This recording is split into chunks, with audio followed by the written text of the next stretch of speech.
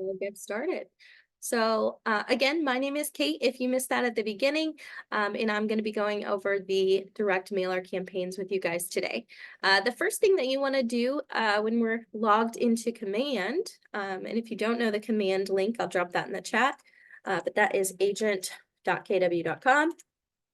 Once you're logged into command though, we're going to be focusing on this campaigns section here today. But before we jump into campaigns, I just want to take a look at the marketing profile with you guys. So we're going to close that. Oops, I clicked the wrong button. Don't mind me.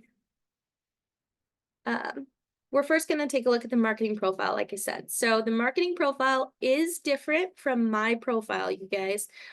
We do get a lot of questions. I've updated my profile. Why isn't it feeding over to everything else? The My profile is mostly an internal profile. So when you're making edits there, it's mostly internally.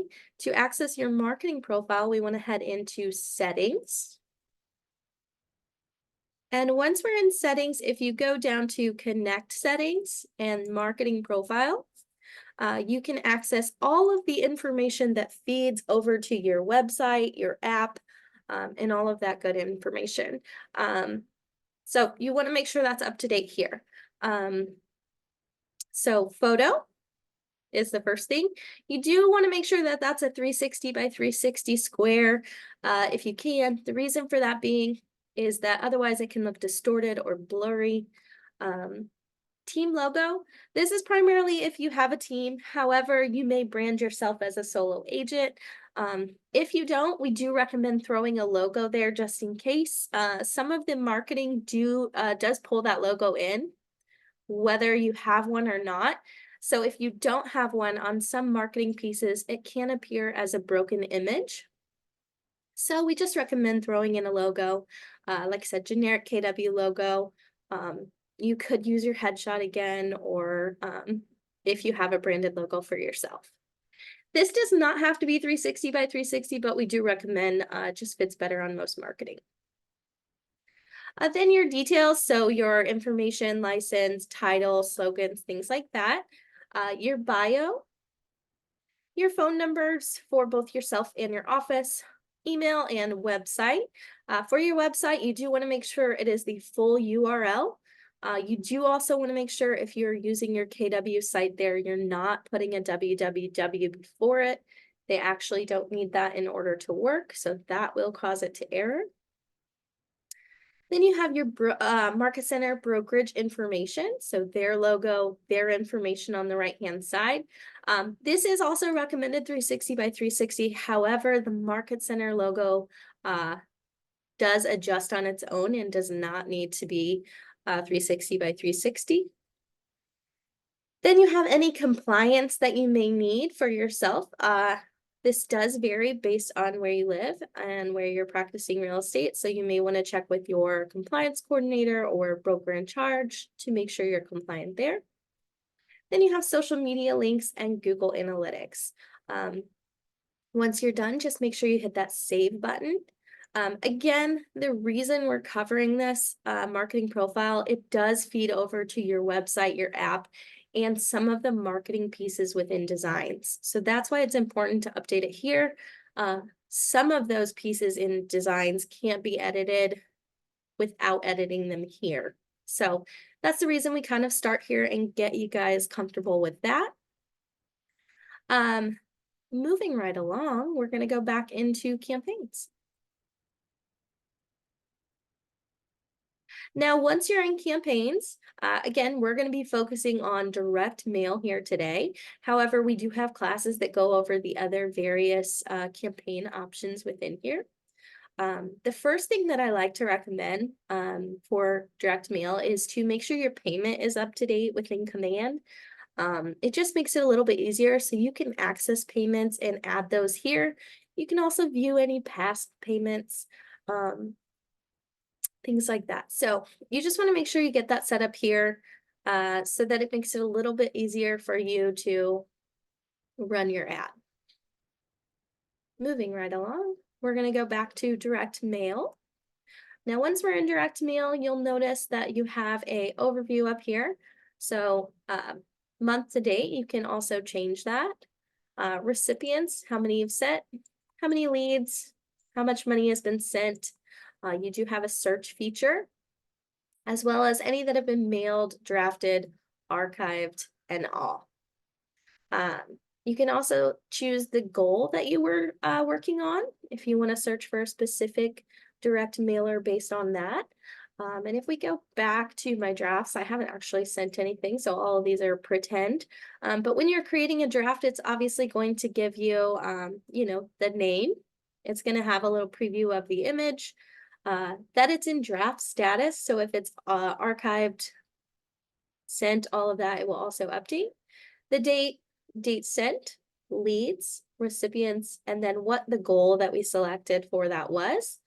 You do also have the option to click those three dots and edit, duplicate, or archive. So let's keep moving through. So next thing we want to do is hit create a campaign. And again, we're focusing on direct mail today. Now we're going to go ahead and put in our campaign name. So I have a listing pulled up. The first one we're going to do today is a listing. So I'm going to go ahead and grab that on my other screen. And then we're just going to go ahead and do advertise listing. So that is our goal for today's campaign. And we're going to hit create. And guys, if you do have questions while we're going through, do feel free to drop those in the chat. I'll kind of stop and peek at them periodically, or we'll definitely have time at the end to go over those. The next thing we want to do, since I selected that we're advertising a listing here, is we need to find our listing. So it's pulling from every MLS. So we do recommend searching by the MLS number if you have it. It just makes it a little bit easier on you to find that property you're looking for. And obviously, I might have the wrong one. That's okay. I don't actually have any listings, so I just pulled one up. Give me 1 second here. Oh, you do have to change these. That's probably why that didn't come up. So you do have to change that drop down. My bad, guys, to all listings if it's not your listing. Again, usually you're going to be on your listings, so that would show up. But for me, however, I don't have any, so I need to adjust that. Once I find the listing, I just go ahead and hit select. And then we keep moving through our design here. So the next thing is our content. Now, when you're in the content, you do have default templates that you can choose to use. You also have upload your own design. With the upload your design, it does have to be the exact same size. And unfortunately, if you're trying to pull in a design from Command Designs, it is a different editor. So unfortunately, it may still need to be resized in order for that to upload. So we do have a video that you can find on our YouTube that goes over how to resize those. For today's class, just to make things a little bit easier, we're just going to use one of the default templates provided. So they do have a few options there. You can click this little drop down and you can check those out. So they have a 4x6, 6x9, and then two 6x11s. So if you want to check those out, you can obviously click on them. It is going to show you a preview over here on the right-hand side. So you can kind of check that out and see which one you like. You can also view both the front and the back. So if we switch that back, we can check those out as we're going through it. It will just kind of change automatically. Once we've decided on the template that we'd like to use, we can then check out the listing information, make sure it's all correct. So address, listing price, listing status, we can do just listed, just sold, coming soon. I'm just going to click on one. And it will edit that here. So if we were to do just sold, it would change that for me as well. We're going to leave it at just listed. You can then change those bedrooms and baths if they're not correct. Again, this information should be pulling from the MLS, but you obviously want to verify it is correct. You then have your description. Obviously, ours is way too big. You can see that here. So we would just want to edit that to make sure it fits in that space that's provided. That will edit it up here. I'm just going to delete a bunch of that. We don't really need a lot of it. So as you can see, it's now editing that real time right over here on the right-hand side for me. I obviously did not need to delete that much, but just trying to, oops, clicking buttons, show you guys what that looks like over here. Moving along, then you can select your listing photo. Now we can obviously grab those from the listing. You will see a little warning on most of these, so it has the little low resolution warning. The reason for that being is that those images within here are going from the MLS to KWLS, and then from KWLS to KWLS, and then into the editor. So as they're being pulled through all of those platforms, they are losing some of their quality of the photo. So you can go ahead and directly upload your image here if you'd like to. That will give it the highest resolution. However, you can still just grab one of those photos if you'd like.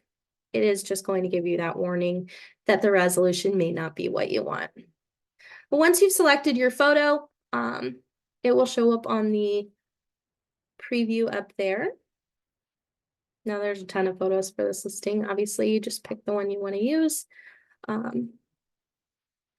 After we've selected our photo, we can then move on to our agent information. So again, a lot of this is going to pull over from your marketing profile, which is why we covered that first. But you can swap out that photo or adjust the cropping however you'd like to if it's not, adjusting correctly. Then we do need to correct the phone number. So it, for whatever reason, pulls over like this. If you just hit space behind your phone number, it will edit that and put it the way that it should be for you to proceed. Once we're done and we're satisfied with all of the content included for the listing, we can go ahead and hit that save button. It is going to give us a warning, hey, the resolution of this is not great. Real Mailers is not responsible for low quality postcards. So just keep that in mind. If for whatever reason it doesn't look the greatest, they are not responsible. Then we move on to Market Center information. Can you access a listing on here without having the MLS? Jenny, if you could just confirm, are you saying you don't have access to the MLS? And we can see if we can help. Moving along though, Market Center, it's going to again pull that information from your marketing profile. You just want to verify it is correct. And then unfortunately, you do have to fill out the state and zip code. The reason for that being is when it's in the marketing profile, it is all on one line. So it does not break those apart. So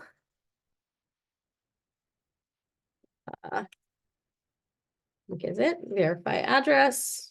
Yes, go ahead. Once it's done and verified, you'll see that it closed up on me. I can still open that back up, but everything is there that needs to be there. So it gives me the green light, the go ahead. That check mark means that everything is there that needs to be, and I can proceed. Moving to targeting. Now there's a couple of ways that you can target your postcards when you're creating them. You can do local targeting. That will kind of target the address and homes surrounding the address, or you could target your database and pull in contacts. Now for a listing, obviously we probably want to target a specific neighborhood nearby or directly surrounding the house. Targeting your database could be more for like an event or Jenny, I think you said you're brand new. You could create a postcard that you're going to send out to your database saying, hey, I just joined. Whatever you kind of want to do. At the end of class, if we have time, we'll go over creating one of those that is not listing specific. But for now, we're going to go back to the local targeting. So again, it's pulling that address in and the surrounding neighborhood. And we're going to go ahead and hit save. Now we can then set our budget. So how many postcards do we want to send out? Do we want to do first class? And then you can adjust how many you want to send. And you can either do that by amount or price. If you have a specific price in mind, you can just keep going until it's what you want it to be. Just keep going up here. Let's try 300. 270. Right under 200. We're going to stay at 270. I wasn't looking at the other part. Once we set that how we want, though, we can then go ahead and hit save. Everything's green lit over here. We have all of the green check marks, so we can go ahead and move on to the next phase of our direct mailer by hitting configure targeting. You can also save draft if you need to come back to it later, preview that backside again, whatever you want to do before you move on. Again, it will let you preview that on the next section as well. There is also a QR code option. If we were to turn that on, it's going to put a QR code onto the back of the postcard. Let's see if it does it for all of them. Maybe it's just taking a minute. I'm going to change the size to see if that matters. Might just be taking a minute. Anyways, you can attach a QR code where the client, the resident, can scan that QR code, and then you can have them redirected to a specific website or landing page. So in this case, you could direct them to a landing page for the property or to your website directly so that they can get more information, whatever you'd like to do. But it will go ahead and put that QR code on there. There it is. I think you have to select a page for that to show up. We could do the contact page. That way, when they scan that code, it allows them to ask for more information. Once we're all good with that, if we want to leave the QR code, we can go ahead and do configure targeting. Again, it's reminding us we're using a low resolution image. Real Mailers is not responsible. You have to either accept that or change the photo. Obviously, like I said, uploading it from your computer directly, if it's your listing, you would have a higher resolution photo that you could upload versus using the MLS. So yes, Jenny, if you have a listing or are doing something other than a listing postcard, you can certainly upload your own photos, use your own listing information. It does not have to pull directly from the MLS. Moving along, now we are in the targeting section. So this is going to allow us to view where our postcard's being sent. So we can zoom out and see that it is targeting the homes surrounding our listing. So the red little icon is our listing that we're advertising, and the blue dots are all of the other homes that it's going to send a postcard to. Now you can hover over those and check out the address, their information, things like that. You can also decide that you want to remove one of those. It will turn it gray. You can kind of see it hiding back there. It's gray now. I can also hover back over that and restore it if I did it by accident or decided I want to include it. But then once I'm done, I can kind of go ahead and adjust my information over here on the left-hand side if I want to make any changes. So if I want to get very specific with who I'm targeting for this specific property, I can do that. So if I want to target only single family homes, or if I want to target multifamilies, so anybody that is in a condo, co-op, apartment, I can specifically target those people. So you can send great postcards for people that are looking to move, or again, focus on those single family homes. Up to you. You could also do both. You can also narrow in how many bedrooms they have, square footage, the year that it was built, the last year that the home was sold, the last amount it was sold for. And then here you can do the first class mail or standard mail. And if you would like to send yourself a copy so that you can see that, you can go ahead and add that here. It does cost you to send yourself a copy, so you will see the price change when you do that. But again, if you need to make any adjustments, if we do last year sold, last sold for, then if we do the last year it was sold, we're going to come up a little bit. Change this. It's going to expand the amount of, or where those postcards are going based on the information that I'm providing. So just keep that in mind. It will adjust based on that. And again, you can zoom in, zoom out. You can hover over those and check the now, all of that information. Once we're satisfied though with our filtering here, we can go ahead and hit that next button. Now this is where we'll get to preview a final copy of our postcard and what that looks like. You can also view the order summary, so the cost that we're going to spend, and then the processing. So I'm just going to read these out and just make sure that when you're selecting to do this, you're making sure you're getting it processed in time to be mailed. So same day processing, if you submit your order before 3 p.m. on a business day, your mailers will go into production the same day in a fulfillment center nearest your targeted area. USPS distribution, your cards will be inserted into the mailbox within 2 business days, and then estimated delivery. Your mailers are estimated to arrive in the mailboxes of the targeted recipients in 7 to 14 business days. So once your order is submitted, you'll be provided with a more accurate time. So just make sure when you're sending these or processing these, you want to select or send them on correct time frame. You can also schedule them. So if you don't need this for a couple of weeks, you can schedule it to start at a specific day. Keep in mind that is when it goes into processing, so not when it's physically mailed out. So make sure from there you give yourself enough time for it to physically be mailed and arrive in the mailboxes. You can go ahead and add your payment information here. This is kind of why I went over where you can do that outside of here. It just makes it a little easier. And then if we want to take a bigger look at our postcard, we can click the view a larger preview. And then once you're there, you'll see that it's going to show that a little bit larger in its own screen. I can see all of my information both front and back, that QR code. And then you'll notice that it's going to say current resident. That is how it will arrive in others' mailboxes. And then it's currently pulling, I'm not sure where it's pulling the address. Maybe that's one of them that it's sending, but it will apply every address for all of the houses that it's being sent to.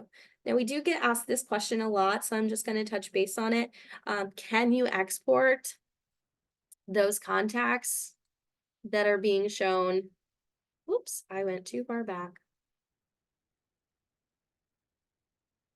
The question was, can you export the list that it's of houses that it's sending to?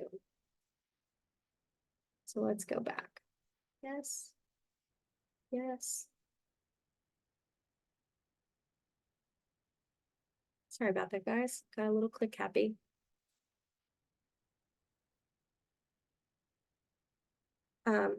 Anyways, while it's doing that. So the question was that we get a lot is, can I export the list of these homes so that I can add them to my database? No, unfortunately, there is no way to export those contacts because they're not contacts. They're just addresses. There's no names or any other information associated with that except for the addresses. So it does not allow us a way to export that information. But again, once you're done with all of that, you've previewed, add your payment information, you're sending or scheduling it on the correct day, you can go ahead and hit that make payment, and that will go ahead and get started. We're gonna go back now that we've gone through that fully. I'm just gonna take a look at the questions in the chat real quick, and then we'll jump into a different mailer. Can you make a flyer or a beautiful home listing that is not yours, that's just sold in your office? Jenny, you would want to check with your broker in charge to make sure you're able to market another listing. I don't want to speak to that. Usually you do have to get permission from who's ever listing that is before you're able to advertise that. So Moving along, our next one that I want to show you guys is how to target your database. So we kind of touched on that just briefly. So I'm going to do Valentine's Day event. Since Valentine's Day is right around the corner, we're just going to pick an event and say we want to send this to all of our contacts within our command database. So that's the kind of direct mailer that we want to create right now. So I'm going to hit Valentine's Day event as our title, and I'm going to pick event awareness and create a campaign. Now, again, once I'm in here, similar process. We pick our content. I am either using a default or uploading. Keep in mind when you're uploading, again, I did mention this, but I didn't show it. It does have to be the exact size. So you can resize those to these dimensions here. And we do have a video. I'll drop that in the chat at the end of class if I have time to find it for you guys. But then you can upload both your front and your back into here. Back to our default though, we're going to pull in an image and go ahead and use this. Before I enter in all my text, I'm going to go ahead and find my photo. I believe I saved one for us today. Maybe I didn't. Let me check. We'll just grab one real quick.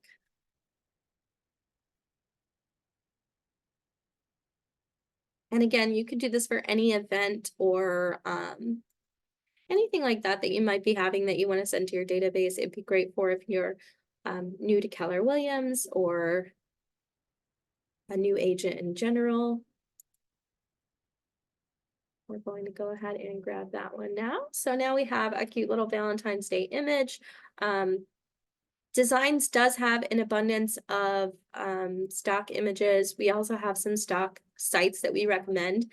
So if you email us at support@scholarandmarketing.com, we can send that list over to you. So if you're looking for any stock photos. But once you have that photo pulled in, again, you choose your template size. If you're doing large, there's the two different ones, default. I kind of like the one with the red for this since it is a Valentine's Day themed. Say we're doing Valentine's sip and paint, just because I don't know what else we would do. Join. Let's see. February 3rd.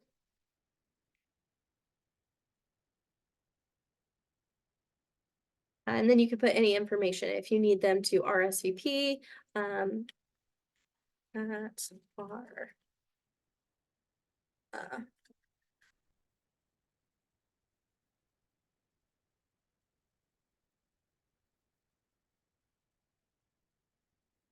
just gonna throw in some numbers. So you can put whatever you want on there. It will populate on the other side. You also have the back. So you can create that however you want. You can also create a QR code where you could have them go to RSVP if they're coming. So that would be another great way to utilize the QR code. I don't have one created, but if I did, I could go ahead and use that there. And it will put that QR code right on there for us. So they could easily scan that and RSVP. We could even put that here. Scan QR code to SVP. Once we have that how we want it though, both front and back, we can keep moving. Agent information. If you're doing this as a team or maybe with another agent, you could obviously change that out or change the names, whatever you want to do. Again, put that space after your phone number so it will update that, and then you can go ahead and hit save. Same process. We won't slow down through this. We'll just kind of keep going.